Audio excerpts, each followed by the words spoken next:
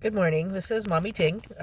Just wanted to share some thoughts on what's going on. It's Tuesday, March 24th, I believe. About 9:25 in the morning. I actually was able to escape the house so that I can go grocery shopping. We've been putting off our monthly grocery shopping just with all the craziness of this virus. And I read an article this morning that really hit me, and I just wanted to share some thoughts. These are really just a reflection of my own personal things, but I also know that in sharing our experiences, it helps others heal as well. Um, the article was about how that weird feeling you're having is actually grief, and it struck me um, truly that this is what that is. We're grieving the loss of a life that we'd grown accustomed to. Everything's super fast, everyone's super fun, you don't have to worry about things. You just went out and did your stuff, and social media, everything that you wanted, convenience, everything was there at your fingertips. Now we have to be a little bit more cautious and think about where our priorities are. Last few weeks ago, my mom was hospitalized. It was very hard for me to see that because it was truly one of the first times I realized that our dementia is getting worse.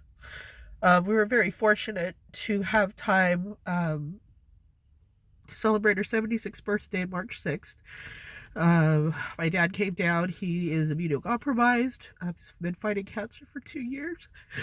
My brother's been in a care home for a few years now, and last year had a G-tube put in, and we weren't able to bring him over to visit my mom, but I was glad that we were able to capture the time that we did have, and our family was able to visit him separately. But it breaks my heart that my brother and my mom can't see each other, and it hurts me too that I can't be with them right now because of what's going on. And so, as a parent, it's been tough having to homeschool my own children.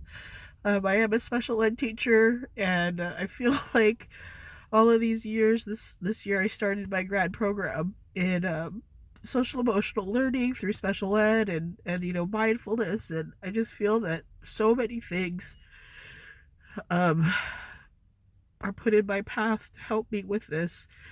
I'm actually thinking about changing my current study from stress responsive teens to capture stress responsive teens in this quarantine time. It's only been a couple weeks now. We're actually on spring break uh, for my district, and I miss my students. I know that a lot of them are coming from really tough livelihoods and lives, I should say, and they don't have all of the things that I'm very blessed to have. But at the same time, I feel very inept with dealing with my child's needs. My one child has special needs, and such a bright young man and little boy, but he's been asking me why can't he go see his friends, and why can't he do the things he can do before? Excuse me, I'm sorry. My nose is running. He too can do a video blog and lose your mind. Um, but my 3-year-old, every time I leave the house, even if it's just to go to the laundry room down the way, she's freaked out and says, "Mommy, I want you to stay home forever." And it just gets me every time. My husband and I, we have challenges. Yes, we've lost our minds a few times on each other. But at the same time, at the end of the day, we have to remind ourselves that our kids need us and we need each other. I'm very blessed to have a space for my kids to be able to play outside, run off some of that energy. I'm blessed to have a job that allows me to work from home, be with my kids, even though it's not the most